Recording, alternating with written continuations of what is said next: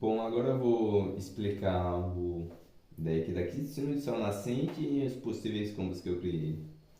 Aí temos aqui a Kitsune de Sol Nascente, ela é 10 de poder, tem 4.800 de ataque e 4.300 de defesa. Uma raposa branca de pelagem impecável envolvida por uma aura vermelha ardente. Sua beleza mortal esconde a fúria de um samurai ancestral e sua velocidade e precisão com uma espada são lendárias. Dizem que sua presença traz a vitória para aqueles que o seguem. Para ser invocada é necessário um monstro de 8 de poder mais 1.000 pontos de vida como tributo. Aí o primeiro ataque dela. Se a Kitsune do Sol Nascente estiver no campo, você pode invocar por invocação especial um monstro espadachim do seu deck ou cemitério, ignorando seus custos de invocação. Aí o segundo efeito da Kitsune do Sol Nascente é ganhe 100 de ataque e defesa a cada monstro que ela destruir em batalha. Aí para invocar a Kitsune do Sol Nascente eu vou precisar de um monstro de 8 de poder, que no caso é o Samurai da Noite Eterna, que 8 de poder, tem 3.800 de ataque e 2.900 de defesa. O Samurai da Noite Eterna, em sua fúria máxima, evoca o espírito da sua katana, um dragão de fogo que auxilia em batalhas. Para ser invocado, deve-se pagar 1.000 pontos de vida, mais 2 samurais da Noite Eterna transcender. Aí o efeito dele é: este monstro pode atacar diretamente o oponente. Quando este monstro for destruído, o oponente perde 1.000 pontos de vida. Aí aqui para trazer ele, eu vou precisar de 2 samurais da Noite Eterna para trazer ele.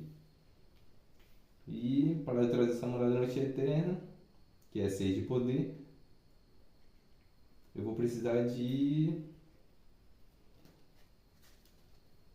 um. Eu vou precisar de um Samurai da Noite Eterna. Aí, deixa eu terminar a historinha aqui do Samurai da Noite Eterna que já tá valendo. Samurai da Noite Eterna é consumido pela fúria do poder de sua katana. E ele transcende para um novo nível de poder. Para ser invocado, deve pagar 1.000 pontos de vida, mas um Samurai da Noite Eterna. Aí o efeito dele é: este monstro é imune a efeitos, magia e armadilhas.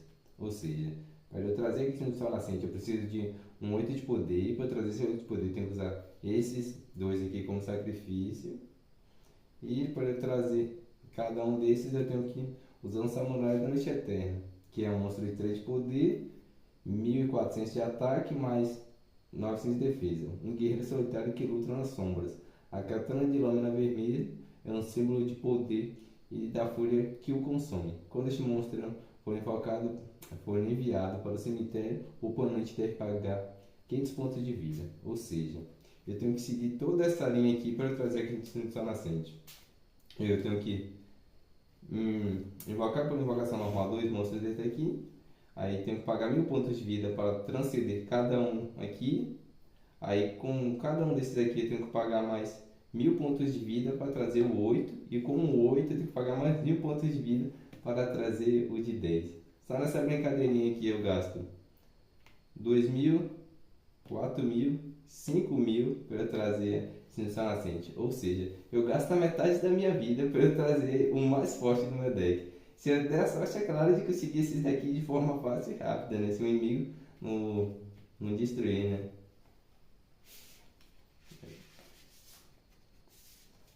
Agora vamos dar continuidade aqui. O Leopardo das Neves, 6 de poder, 2.700 de ataque e 2.200 de defesa. Um leopardo das neves com olhos brancos intensos. Sua fúria é tão intensa que congela até mesmo o ar ao seu redor. Sua expressão é séria. Para ser invocado, você deve pagar 1.000 pontos de vida, mais o leopardo das neves. É, aqui é o efeito dele. No seu turno, você pode escolher o monstro do seu oponente no campo e congelá-lo. O monstro congelado não pode atacar ou ativar seus efeitos até o final do próximo turno do seu oponente. O terceiro efeito dele, o segundo efeito, quer dizer. Este monstro não pode ser destruído por efeitos de batalha, ou seja, E você não consegue matar ele destruindo ele aqui batendo com outro monstro, só com efeitos de armadilha ou magia. Ou algum efeito de algum monstro que dê barraquinho nele e mate. Eu acho difícil. Quando este monstro é destruído por um efeito de carta sem nível de poder, que seria uma armadilha ou uma magia, você pode invocar especialmente um monstro espadachim do seu deck.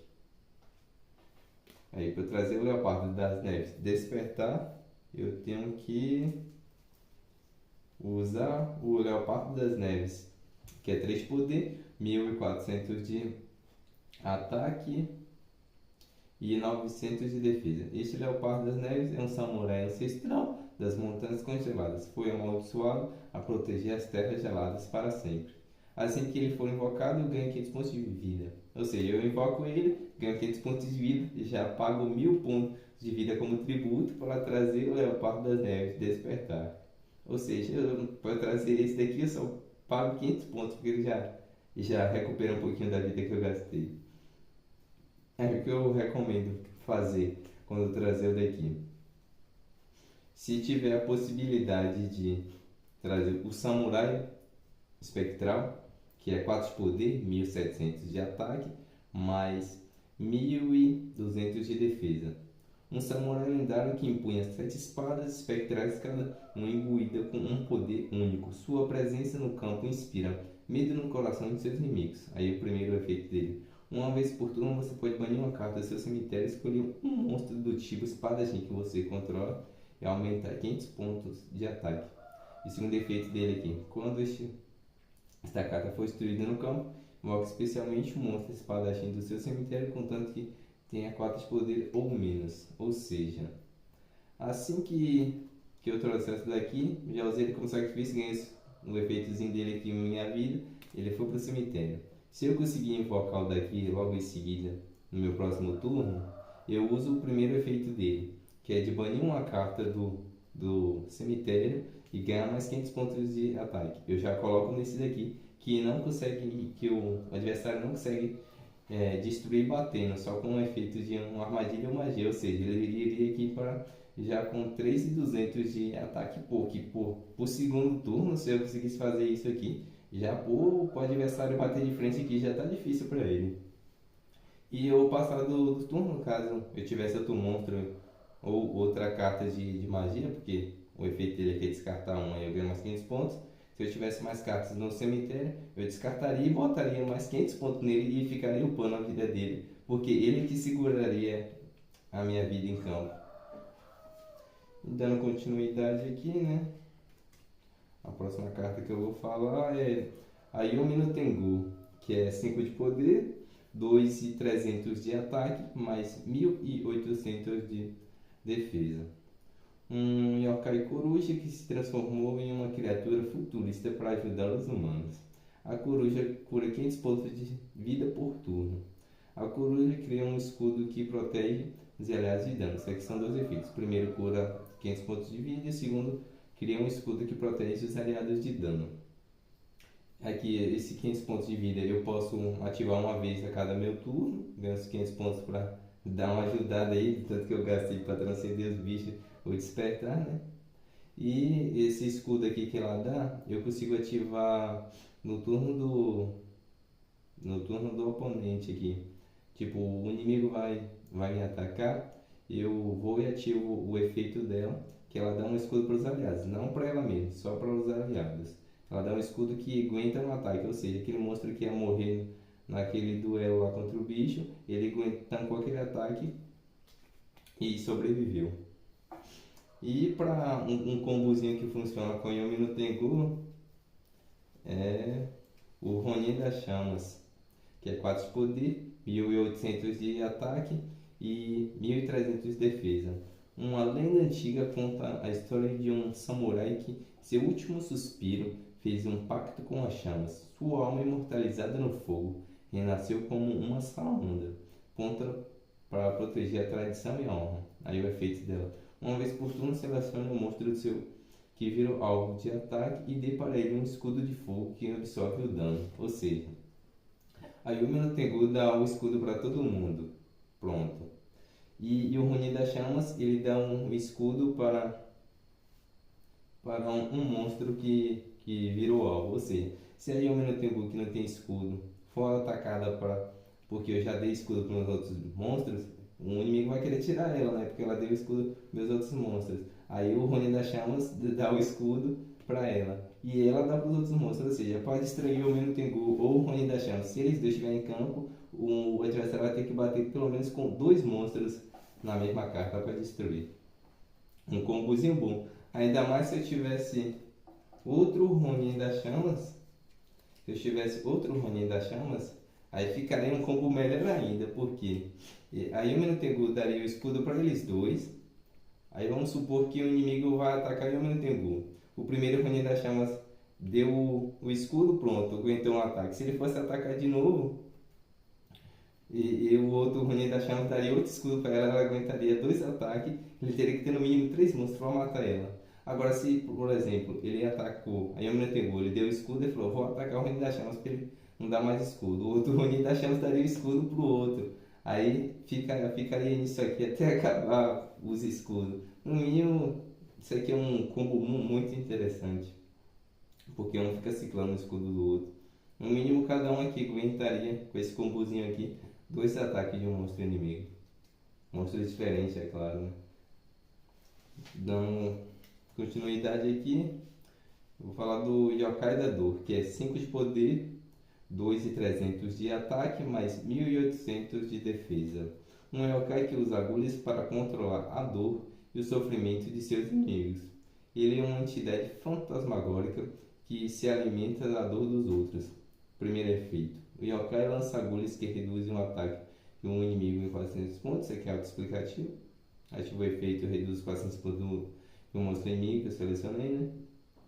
Aí o segundo efeito: o Yokai pode absorver a dor dos inimigos, curando seu mestre na mesma quantidade que o inimigo tomou de dano em batalha, envolvendo esse card. Ou seja, um combozinho aqui que é da própria carta. Eu abaixo os 400 pontos de ataque dele, aí vou e bato com o Yomi no Tengu. Já vai ter vantagem, porque ele é 2.300, né? E já vou ter abaixado mais 400 pontos do inimigo.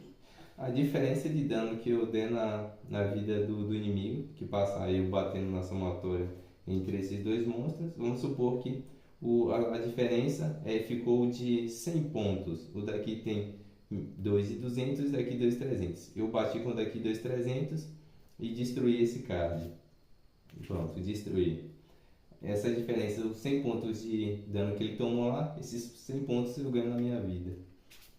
O combozinho é muito bom esse aqui. E dando continuidade, temos o Mestre do Bambu, 2 de poder.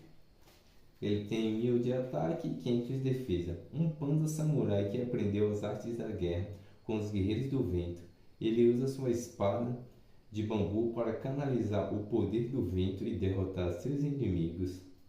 Quando esse monstro é invocado por invocação normal, você pode escolher um monstro com 4 de poder ou menos no campo e infligir ele dano a ele igual ao ataque do seu monstro. Ou seja, o que isso aqui quer dizer? Se o inimigo tiver um monstro de 4 de poder ou menos, eu consigo selecionar esse monstro e dar a mesma quantidade de dano dele com o ataque dele. Que nem aqui no caso. O Ronin das Chamas tem 1.800. Por efeito dele aqui, como ele tem 4 de poder, eu daria 1.800 de ataque nele e destruiria essa carta. Em poucas palavras, esse efeito, se o monstro inimigo tiver 4 de poder ou menos, eu destruo a carta dele. Em poucas palavras é isso. Dando continuidade aqui, temos aqui 109 caudas, 2 de poder, 1.000 de ataque, 500 de defesa. Uma raposa samurai lendária que possui 9 caudas e é conhecida por sua sabedoria e poder. Quando este monstro é invocado, você pode escolher um monstro no campo e aumentar seu ataque em 300 pontos. Combozinho aqui, ó, com o Leopardo das Neves Despertar. É aquilo, né? Se eu não tiver conseguido trazer o Samurai Espectral para eu banir as cartas, isso aqui é um combinho rápido. Se vir aqui de 9 caudas na mão. Eu, como ela foi invocada, posso escolher um monstro no campo e aumentar seu ataque em 300 pontos. Eu dou esses 300 pontos para o Leopardo MF despertar. Ele fica com 3.000 já. Pô, já dá uma segurada pro segundo turno meu que eu conseguiria invocar ela aqui, né? Já daria uma segurada de 3.000, um monstro de 3.000 aqui em campo. Ela, ela mais como um suporte, que ela tem pouca vida. Ela é mais um suportezinho. Dando continuidade, temos o Samurai Ronronante, 1 de poder, 600 de ataque, mais 100 de defesa. Em uma terra onde a neve cai eternamente, um gato errante conhecido como Samurai Ronronante vagava pelas montanhas geladas. Ele dá um debuff de 500 pontos de ataque para um monstro inimigo quando invocado. Isso é auto-explicativo o que ele faz, né? Escolha um monstro inimigo e abaixa o ataque dele em 500 pontos. Dando continuidade aqui temos o Espírito das Sombras, uma carta de armadilha. Controle a direção do ataque do monstro para o monstro com mais pontos de ataque em campo. Se este monstro se esse monstro for o que tiver mais ataque em campo, ele se autodestrói. Ou seja, se o Samurai Ronronante que tem quanto que ele tem mesmo? 600 pontos de ataque. Se ele me atacar e eu ativar essa armadilha e ele for o monstro mais forte em campo, ele se autodestrói. Agora se o inimigo aqui for me atacar e eu fosse morrer, claro, né? Ativasse aqui. E se não fosse um monstro mais forte, fosse um monstro inimigo, tivesse 700, esse daqui, por exemplo. Esse daqui tivesse 700, esse daqui viraria o ataque desse monstro para de cá, ou seja, esse monstro atacaria um monstro aliado dele. E daria a diferença. A diferença é que o inimigo tomaria na vida dele porque o monstro que ele atacou era dele. Se autodestruiu, tomou a diferença. Agora, caso aqui fosse um monstro meu que tivesse mais ataque, a armadilha direcionaria para o meu monstro aqui que teria mais ataque. Ou seja, ela direciona para o monstro que tem mais ataque em campo, não importa qual campo seja, e bate. Se o monstro for ele mesmo, ele se autodestrói. Senão ele bate e morre, né? Porque tomou a diferença. E a diferença o inimigo toma na vida. E dando continuidade aqui, temos a Espada do Samurai, outra carta de armadilha. A Espada do Samurai é um símbolo de força e proteção, capaz de repelir as forças das trevas. Quando um monstro do oponente for invocado, você pode ativar esta armadilha. Destrua o monstro invocado e inflige 500 pontos de dano ao oponente.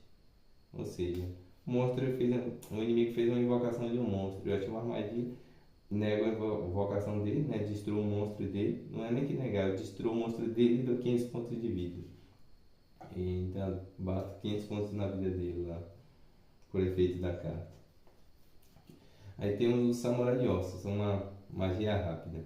A dança macabra do samurai é uma técnica ancestral que evoca a fúria dos mortos, capaz de destruir os inimigos e transformá-los em pó. Destrua o monstro do oponente e se um monstro destruído for um monstro de nível 4 ou superior, ele é transformado em uma pilha de ossos e não pode ser revivido. Ou seja, se eu usar essa magia rápida aqui para destruir um monstro, se ele for nível 4 para cima até 7, eu destruo o monstro e ele não consegue reviver, nem por efeito de ele não consegue reviver nem por efeitos de magia e nem por efeitos de monstro. Ele consegue reviver esse card que eu usei essa magia aqui. E por último, mas não menos importante, temos o Samurai da Lua de Sangue, outra magia rápida. Este card permite invocar um espadachim do seu cemitério, representando o espírito do samurai que retorna para defender seu povo. Explicativo aqui, trago uma carta de espadachim do cemitério pro campo. Lembrando que durante o duelo, né, teve outros combozinhos, mas eles assistiram o vídeo para você ver lá, né? O que eu recomendo é que assista. E essa foi a explicação do deck Kitsune do Sol Nascente.